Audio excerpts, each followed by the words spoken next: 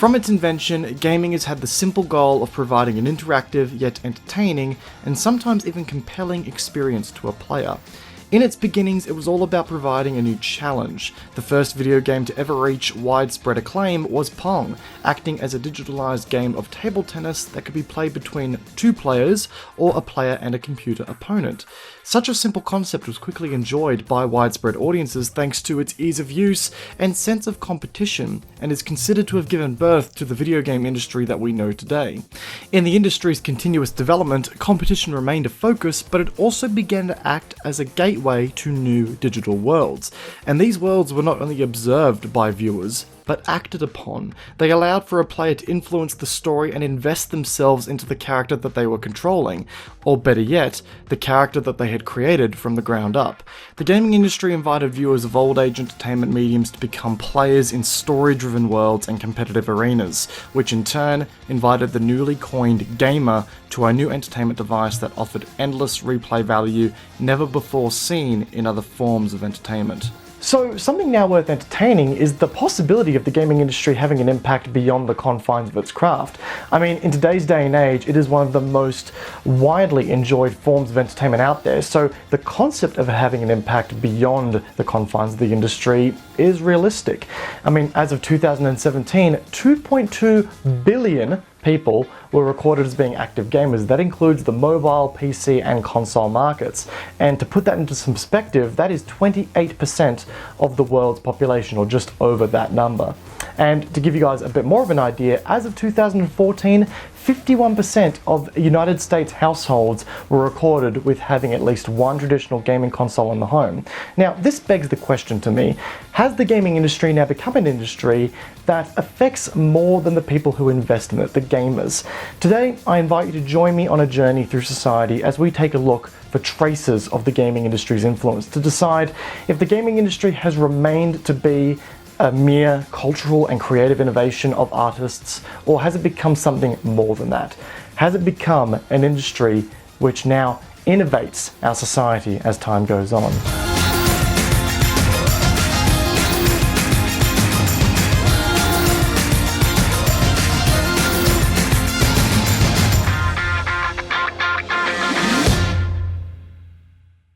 Gaming. It's an activity that many of us consider to be a hobby these days. Whether it's just for 30 minutes or 8 hours a day, there are many of us that like to just take the time to sit back, relax, and enjoy some downtime in front of our favourite video gaming console. However, gaming was never really this accessible, nor was it always in the form that we know it to be in this day and age. And this can be said for the form that games took, and for how they were enjoyed. If you take a look at the games that won the Game of the Year awards each year for the last 20 years, then you would see some significant changes in the way they look, play, and work. But what changed most about gaming over the years was how it was enjoyed. With the changes to how games were developed and distributed, there was constant change to how they could be played, which left the gaming industry in this constant limbo of being a solo or group-friendly activity. The earliest iteration of gaming existed in arcades, allowing for groups of friends to challenge each other to beat high scores in a friendly yet competitive setting. Both single-player arcade games and two-player arcade games had ways of inviting competition through the high score mechanic. This idea of friendly competition wasn't limited to single sessions of play either. People could set high scores on their own and have a friend encounter said high score days later, inviting a new high score to be set. However, as the gaming console made its way into homes, split-screen technology allowed for gamers to enjoy that concept of an arcade within the environment of their own home, being able to challenge their friends and keep their results saved on their personal devices. Another shift occurred, however, once again when game developers began using their skills to create not competitive experiences, but story-driven ones. The rise of the single-player video game that took the gamer through a character-driven story changed gaming from a group to personal activity for some, an escape from the real world to an interactive story that players could invest themselves in. But with that, the competitive origins of the gaming industry never ceased to die, and with the growth of internet-based services, the industry wanted to grow beyond the arcade and the confines of the split-screen display. The online gaming world was born, and this gave birth to what could be considered the globally connected gaming community of today. To get some insight, I decided to have a chat with a gamer that has seen and experienced experienced the industry in many of its forms. Meet Firmby, a passionate member of the AG7 Gaming Community based in Australia and a regular YouTube content creator for gaming content. I caught up with Firmby to have a chat about the evolution of this industry, with the goal of gaining some insight from an individual who has been in the game a lot longer than myself.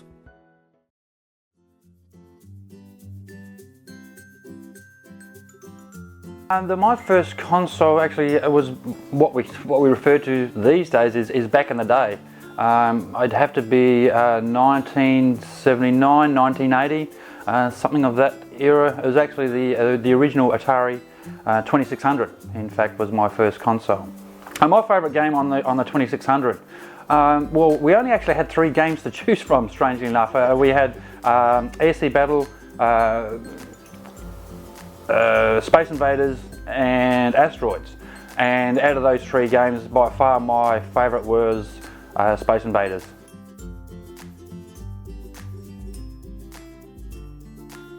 You know, certainly it was a very disconnected community. Those who, you know, you were very lucky to actually have any console at all. Really, you only had the Atari and Pong. That was really all was on the market at that time. So, and it was very disconnected. You know, there's certainly no internet. There's certainly no social media. So it's certainly it was a hobby. And there was no connection at all. Very single player driven sort of thing. It was very much a single player driven hobby. Yeah.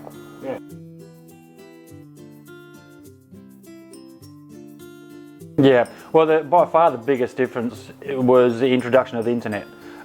Way back when, you know, obviously a lot of the millennials, beg your pardon, wouldn't remember, you know, a day without the internet. But that was by far the biggest change to the gaming industry, and to be able to connect with someone else in real time and share a passion of a similar interest was huge for the gaming industry.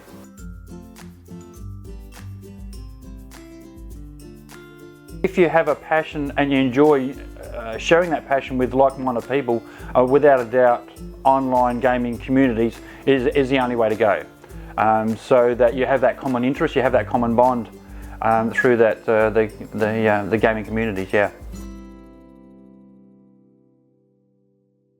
So, with Firmby's thoughts in mind, I think it's pretty clear that the gaming industry over the years has evolved from its humble beginnings to become one of the most globally connected industries of our time. But what interests me now is what sparked this, so-called connectiveness. What brought the gaming industry from the beginnings of, a player and a controller or arcade machine to the globally connected community that we now have today that makes up the gaming community.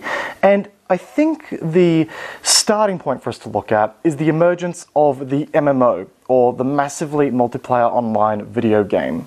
The idea of the MMO was popularised in 1997 by Ultima Online, which was the first commercially successful game that existed in the genre. It allowed for gamers to play in massive worlds with countless other players all at once, all interacting and potentially working together towards the same goal. And this was the most exciting element of the MMO to players, the social aspect. Part of this came from the concept of the guild, a mechanic that allowed for players to join a community within the game as a means to make friends, and on top of that, the MMO gave players an opportunity to create an in-game character that represented them. Gamers could front as whatever they wanted to be with whatever name they wanted to go by, allowing for them to create these friendships using the identity of a character as their online profile, similar to that of a modern-day social media platform. Studies such as a paper written by Jijing Zhong has identified MMOs as a crucial element in building the online social capital of gamers. You see, gaming became one of the many emerging mediums to use the online space for social purposes, and the MMO took the opportunity to develop mechanics and practices that would simulate that of a friendship in the digital realm, and that was a practice that was unheard of at the time. Contact lists became friends lists, groups of characters became parties, and online gatherings became events, in which players could RSVP their attendance.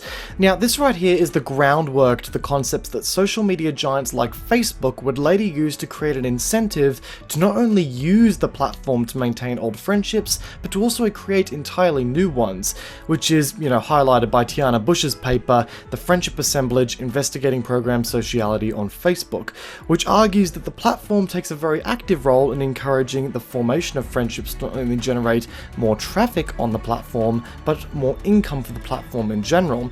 And this was a concept, a practice that was already being investigated by the gaming industry long before. With the emergence of the MMO, the gaming industry quickly became an industry of making and keeping friendships alive, something that the social media industry nowadays definitely intends to accomplish.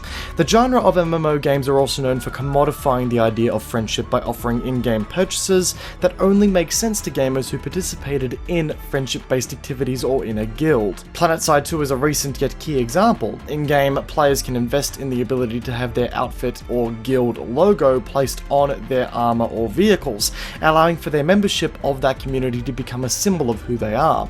It was a way of using friendship to create income for the game world, and this is a concept that Facebook now adopts, wherein which they commodify the digital realm that is a social media platform by using the traffic of users and their friends to generate related ads based on their activity. The idea of creating a profile or a character in MMOs also played a role in the emergence of template-driven identities that can be found in social media sites, a concept explained in Tiana Bush's paper once again. But the impact of the growing MMO and the wider online gaming market did not stop there. While Ultima Online brought the concept of the MMO to light, it was World of Warcraft, which released in 2004, that became the most played subscription-based MMO to ever be released, sitting in at just over 5 million active accounts as of 2018, and breaking the 100 million registered accounts milestone in 2016. And alongside that, Xbox Live, the first subscription-based service for a gaming console that allowed online play, went live in late 2001 and allowed console gamers to partake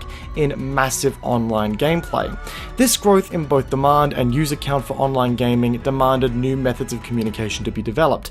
This in turn sparked the gaming industry's adoption of VoIP, or Voice over IP.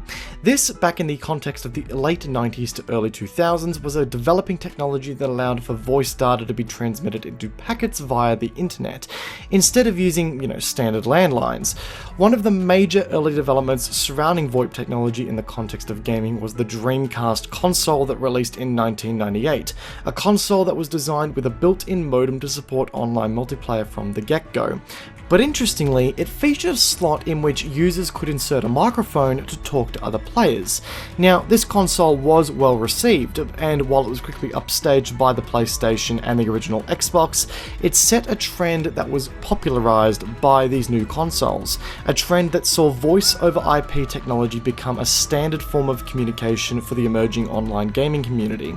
But the question remains, how did this impact the growth of VoIP? Well, quite simple really. The increase in demand saw an increase in investment, and such an increase in investment saw new uses for the technology arise. As the online gaming community grew, especially on the PC side of things, there was a demand for developers to create third-party VoIP programs that would allow for gamers to communicate clearly and quickly in-game, and it was a huge improvement over text-based chat. Programs such as Skype, TeamSpeak, Ventrilo, and most recently Discord allowed for gamers to create spaces where digital communities could reside. Nowadays, VoIP powers some of the most popular programs that are used for many uses beyond gaming, such as Skype and Google Hangouts, which can be used to make long-distance business or personal calls using both video and audio tools. 4.9 million people use Skype daily worldwide as of 2018, and with the decline of the landline in Australia seeing 31% of Aussies not having a home phone, there is a clear trend here, a trend that is set by the gaming industry. It has had a clear major impact on how long-distance relationships are maintained in today's day and age. Its adoption of VoIP technology has also popularized new and accessible forms of communication. And while the contributions of the gaming industry are profound when it comes to the online communication practices that we enact today, it has had a much more widespread influence that affects many of the activities that we partake in on a daily basis. And that influence is called gamification. But what is gamification? Gamification is the concept that typical elements of game design or gameplay can be tied into other areas of activity in order to encourage interaction with a product, service, or even a regular everyday task. Now, the first steps of gamification were actually taken by the industry itself, aiming to incentivize things like everyday exercise. The Wii Entertainment System by Nintendo was a console that was heavily focused on movement and motion controls, with some of the games like Wii Sports and Wii Fit being entirely dedicated to improving the gamer's health. The games for the console were even considered to be something along the lines of a personal trainer, using game mechanics and a digital personal trainer to gamify exercising in the home. However, a more recent example of games attempting to gamify an everyday action can be found in Pokemon Go, an augmented reality video game for the mobile platform that was released on July 6, 2016. The premise of Pokemon Go was simple: to place players in a world of Pokemon to catch and battle the creatures.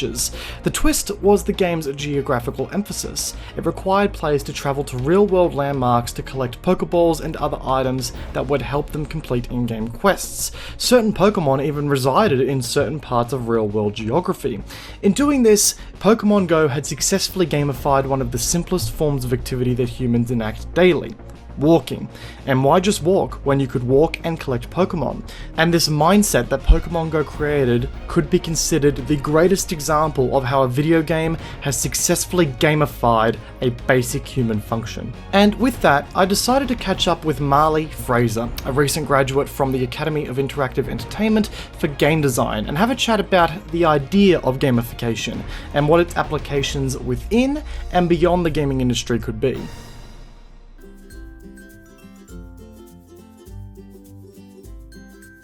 I would say there's always a demand for new, inventive, innovative sort of stuff. But mainly what you'll see in video games, especially AAA titles, is mechanics that have been around for a very long time and they're just polished. They're polished like crazy. They are made to perfection so that it all runs smoothly and it makes sense. But in saying that, you'll also get like little indie games that'll come out with a great new mechanic. For example, Super Hot, which is a game where time is at a still unless you move, which probably existed well before Super Hot, but Super Hot took it and polished it. There's always a need for new, for sure, but you'll find mostly the most successful games are just a polished version of an already existing mechanic, which is fine. It's like any good movie. They just have already tropes that exist, but they just make it good. They might throw in something unique in there. Make it feel new is the main thing people go for.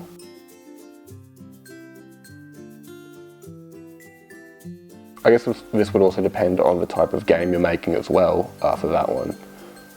Generally, just as a person, you'll look at something you're creating and you'll have to think, how does this make sense? Like, when you're especially creating a world, which a video game is essentially creating a system, a world, you would have to think, how would this work and does this make sense? Like, are people going to play this and think this is just silly? Like, none of that should be working. The new Spider-Man with the web slinging mechanic, originally one of the greatest jokes about video games is good old Spider-Man 2, the PS2 game, where you could keep on swinging your web up in the sky on a cloud or something, like the web would just attach. And in the new Spider-Man game, obviously there's a point where you can only swing the web, so that someone sitting in an office chair thinking, well, that doesn't make sense. How would this work in the real world? And also, new Spider-Man movies would probably help.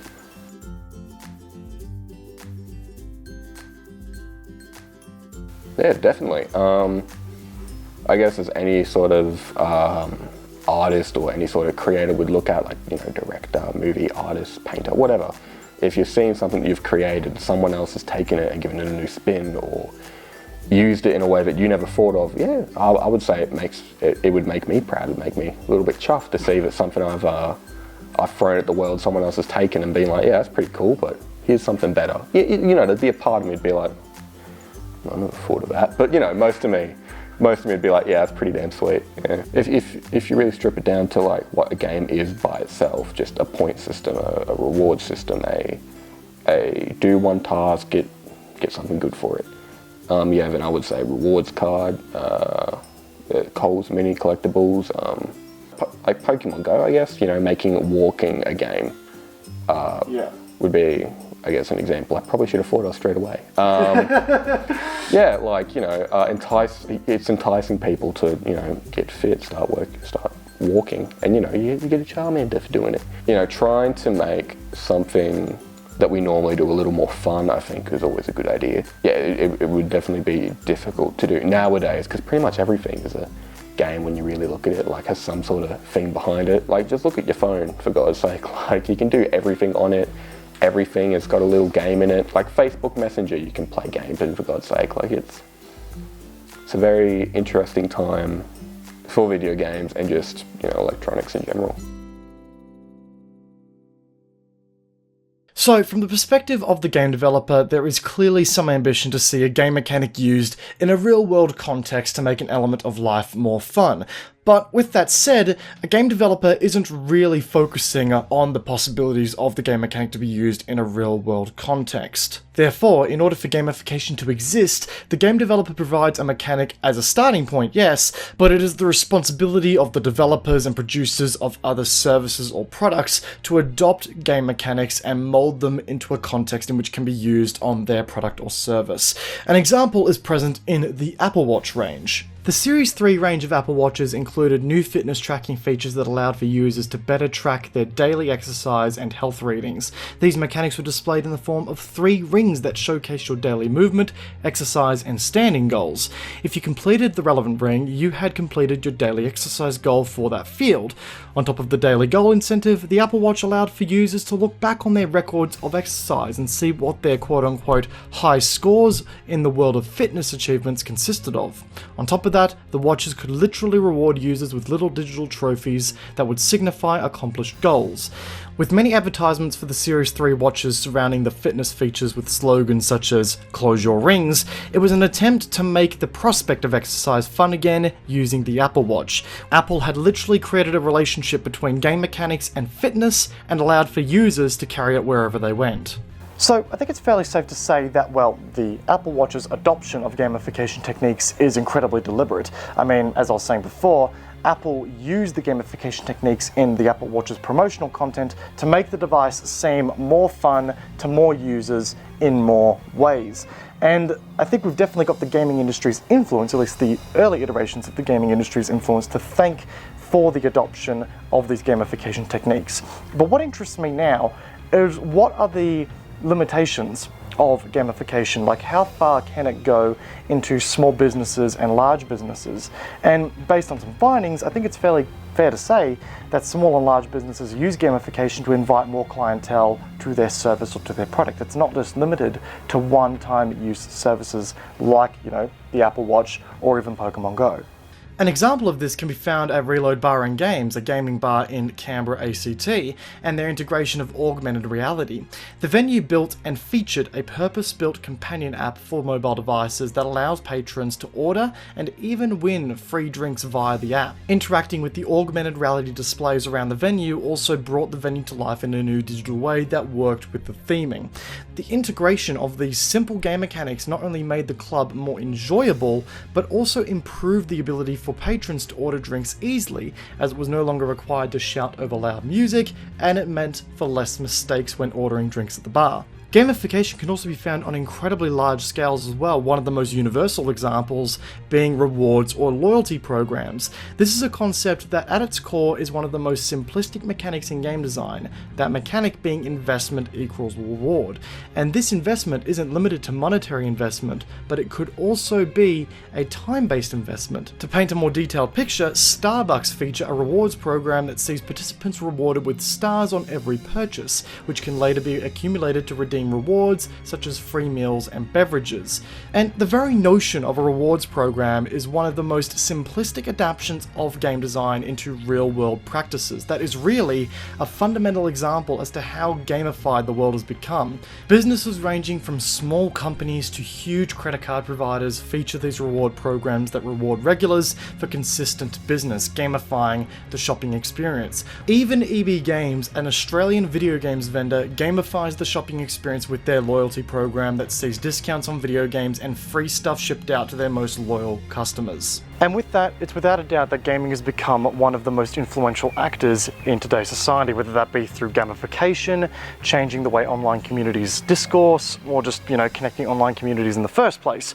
But the question remains, can gaming continue to impact society beyond these limitations? Or is this it? Is this gaming reaching the peak of its power? And no, that is far from the case indeed. Alongside the growth of participatory media platforms, we've also seen the emergence of the self-made celebrity. And the gaming industry has wasted no time in proving the impact that the self-made celebrity can have on wider society. The emergence of the self-made celebrity has been made possible by the adoption of participatory media platforms in society. These platforms focus on inviting users who have a do-it-yourself mentality to create content and share it to relevant communities of interest, adding to the wider discourse of that community of interest. With the gaming industry becoming one of the most discursive industries in this day and age thanks to these factors, and its now social nature, the power of the content creator has become more potent than ever before through the gaming industry. Prior to the discourse possible with participatory media, developers would release promotional content for their games and appear at major press conferences to announce major games, and gamers would choose to buy them or not based on the content that they saw. In today's era, the gaming content creator or gaming media has become not only the tool in which people use to decide whether or not to buy a game, but in some cases, the tool that helps to sculpt a game before and after it releases. Content creation for video games started in the form of low-quality, short, and often purposeless gameplay videos that merely showed gameplay. However, as the YouTube scene and demand for gaming videos continued to grow, so did the ways in which content was made and presented. Creators began adding commentary to their gameplay to add personal or even professional touches, and allowed for their gameplays to follow a particular topic. Such developments gave birth to the popular style of video known as the Let's Play, which followed a creator's journey through a game. It allowed for viewers to get first-hand impressions on a game from creators they respected or trusted, much like how they would trust an official media outlet, and thus applications and impacts of the gaming creator began to grow. These impacts can be seen on many levels, with major companies such as EA featuring the Game Changers program. Such a program flies well-established content creators out to events and even to developer offices to offer insight and direct feedback on the development of the game before the general population even has a chance to see any promotional content of such game. This often allows these content creators the opportunity to collect early access footage for their YouTube channels and inform their viewers on the progress of the game from a first-hand perspective. However, one of the best examples of content creators becoming a force of influence is present in the Wargaming company. A community of interest or game that invites the influence of these content creators is the World of Warships community. A key part of this influence sources from the community contributor program that gives noteworthy content creators for the game the ability to test new warships, give their viewers an early access look at the way these ships play, as well as give the developers feedback based on their impressions. The program also gives these creators a direct line of communication to the developers. In exchange for participating in the program, contributors are giving in-game items to assist them in creating content, and are also awarded with codes to give away to their community to further strengthen their relationship with the viewers.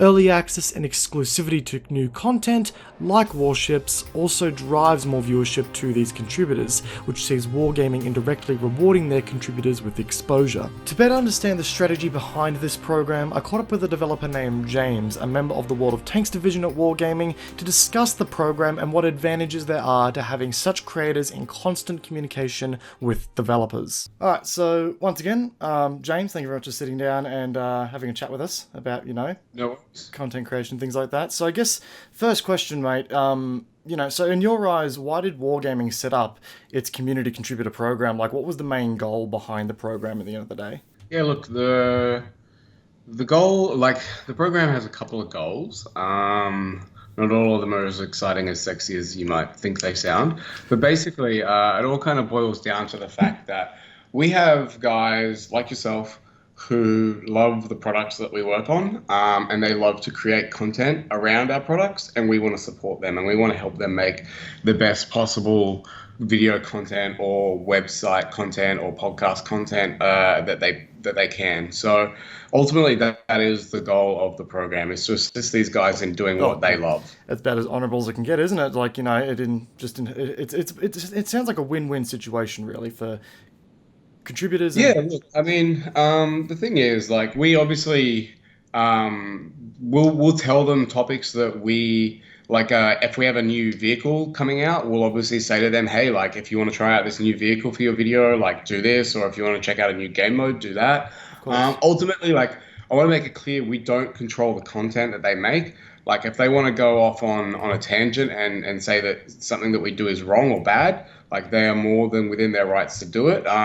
I mean, we can help them access content that's in the game, like as I said, new vehicles and stuff like that. But if they don't like a new vehicle, or if they think something's wrong with it, they're definitely within their rights to call it out. Like, we're not here to control what people say, and obviously that goes down a very slippery slope. But we just want to help them make the best that they can do. So I guess the follow-on to that is, like, what has been one of the main impacts that you could share between the content creator on the development of World of Tanks, and, like, what impact have they had on the development of the game, essentially? Yeah, look, I mean, I don't want to say that we take feedback from a variety of areas. Like, we obviously, by the time a community contributor actually gets their hands on something in the game, it's been through probably 1 to 2 years worth of internal testing. Yeah. And by that point, it hopefully should be quite refined. Obviously, things don't always go to plan. Like, the funny thing about video games is, like, you can bug test, and you can, like, let's say you've got a level, and you design the level in a certain way, and you think, like, oh, well, like, people are just going to go that way because that's the logical way. Like, in reality, like, that's what you think. People do, like, all sorts of crazy stuff, right?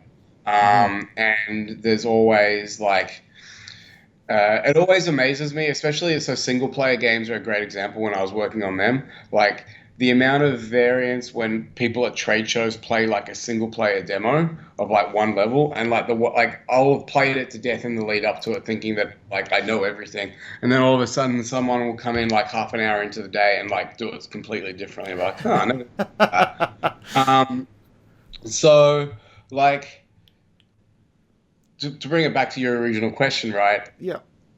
Community contributors, like, they or, like, regular fans, like, they might uncover something that we haven't thought about in the vehicle, like, in the game. They might play a vehicle in a different style. They might go around a different corner in a map, and they might decide to use a rock for cover when we didn't really design it for that. So I don't want to say that, like, obviously we don't ignore them. We take all feedback extremely seriously, and we have sort of ways that we measure feedback in terms of, like, is it just one person having a whinge, to is this actually a problem? And there's ways that we can make that. And then once it's deemed, like, actual relevant feedback, sorry, I just had my alarm go off. Once we have relevant feedback and have determined that it's important, then we can definitely kind of enact that change. And I guess you kind of answered this question prior to, but I'll ask it anyway, just to sort of, clear the air on it, or not even clear the air, just, incite discussion. Content creators these days are quickly becoming a more integral part of, pre and post-launch game design in some cases. Like, they have massive influences, and they make their opinions on certain elements of game design, and, sometimes, generate huge support behind it. So is there a risk these days of the vision of a game developer being overshadowed by the vision of a content creator, or do you think you still got entire control over how a game goes these days? Yeah, look, I think I've personally I've worked with a lot of game companies in my career, and the most impact I've ever heard of that sort of thing having was when a very famous developer wanted all of his characters to be cosplayable, in the sense that people could very easily, like, make awesome cosplay around it, and that there was elements to do. I've never experienced, like, obviously, as I said, we take feedback on board from community contributors and that sort of stuff, but I've never personally experienced a major change occurring because of someone's feedback. Like, you gotta remember that, like, when, like, for World of Tanks is slightly different, so allow me to kind of talk about a traditional game and like a AAA product. It usually, like, they will have everything mapped out 2 to 3 years prior to the game being released. By the time that contributors are kind of getting their hands on it, it really is too late to change anything like serious. Like, I think EA have done a pretty good job with Battlefield 1 and Battlefield 5 in terms of like enabling like and changing feedback based on the beta testing. But you've got to remember, like, that feedback has all come from I'm assuming like hundreds of thousands of players logging in and trying it. And then you've got, in the back end of all games, there's like a crazy amount of analytics going on. So they would be analyzing that data and then kind of making those changes based on that. That's not based on like one dude with a decent sized following on YouTube's kind of feedback. Like, if you did that, you'd be forever chasing your tail trying to make the perfect game for someone that doesn't exist. Yeah, it's very much a community, or not even a community, just like everyone coming together to provide the feedback, and then the devs sort of sift through it and decide what is legitimate, what is a guy having a whinge, as you said before. Yeah, and as I said, like, we have tools and ways to measure the difference between like someone having a crack at something on the forum versus 20 people saying something, and like, is the variance, like, is that actually a problem or not? And so it's a complicated one, but it's one that, like, I don't think people really underestimate, or sorry, I don't think people really understand the impact that like one thing will have on the wider product. Like, it's like, oh, why don't you just kind of change like this small feature? It's like all of a sudden, while it might not affect like the gameplay mechanics, the back end of it could be thrown out completely. Yeah, if there's one thing I've kind of learned from working with game developers for the last 10 years is that, like, in terms of adding features and functionality and fixing things, like, nothing is simple. Well, that's everything I've got, James. Thank you very much for sitting down, mate. I do appreciate that. No worries. Yeah, Thank you. Great to get some insight. Thanks, mate. No worries. And with James's insight, we now have an even better idea as to how far the content creator's influence actually reaches. While there is a step in which creators have their say on coming content, the developer in most cases will still hold considerable control over how a game evolves. Despite this, the early access to new content, the inside scoop on development plans, and direct lines of communication to developers is the same, if not an even better package in some instances than what traditional media of the gaming industry was receiving. And content creators in this day and age have been explored as being threats to traditional journalism thanks to their growing popularity and potential impact on the respective industry in which they inhabit. I mean, the idea of the gaming content creator receiving new games early to allow their review / first impressions of a new game to hit the web first gives the content creator a level of exclusivity that could be akin to a certain news publisher getting exclusivity rights on a story, and such opportunities at one point were only ever available to qualified journalists in particular fields. What this essentially does is place the content creator in a position that considers them an official member of the media. Content creators now receive similar opportunities to that of journalists that have obtained degrees that allow them to work in the industry. A key example of this is the interview that took place with President Obama that was orchestrated by 3 YouTube celebrities, Bethany Motta, Hank Green, and Glazelle Green. This very media event was examined as being an example of YouTubers being a threat to traditional journalism by TheDrum.com, which highlighted the fact that journalists from more traditional outlets would have dreamed for such an opportunity to interview the president, and yet content creators that adhere to no journalistic guidelines or conduct are given such an opportunity out of the blue. But the question remains, how does the gaming content creator and the gaming industry tie into an interview with 3 YouTubers and the President of the United States? Well, it's simple. The gaming content creators solved a serious problem that existed in the online journalism realm prior to their existence. What's interesting about this problem, however, is that no one was aware that the problem even existed prior to the existence of these content creators. The problem at play was the comparatively monopolized journalism industry. For gaming, large media companies like IGN or GameSpot, or even gaming magazines were able to create pieces of content that reflected their views on a certain game and have that be the be-all end-all opinion on the game. There were no opportunities or avenues for the general public to dive into the conversation and let developers know their thoughts. With the emergence of the content creator, and with nowadays thousands of YouTube channels dedicating themselves to reviewing new gaming titles, the gaming media is now filled with healthy competition to create good and honest quality content. With entities from large-scale gaming media outlets to the independent content creator contributing to this competition, there has never been a wider range of content for viewers to enjoy and gain insight from, which in turn allows for a more educated audience and community of the industry. And this influence can be seen in many other categories. There are content creators from all fields that focus on producing content that aims to be informative and provide fresh opinions on content. And in doing so, the market of opinions has become much more diverse as a result, thanks to the evolutions of gaming content creators. And it is of my opinion that the influence of gaming content creators has yet to find its limit. Just last year, we saw the wider gaming community speak up against EA and their loot box mechanics in Star Wars Battlefront 2, with gaming content creators reporting on this mechanic serving as a catalyst for the wider discussion. As a result of this conversation started by content creators, worldwide gambling regulation authorities are now looking into loot boxes to determine whether or not they are legal forms of gambling. And with that, it is very clear that the gaming industry and its adoption of the content creator has solved a problem hiding in plain sight regarding the monopolization of journalistic content.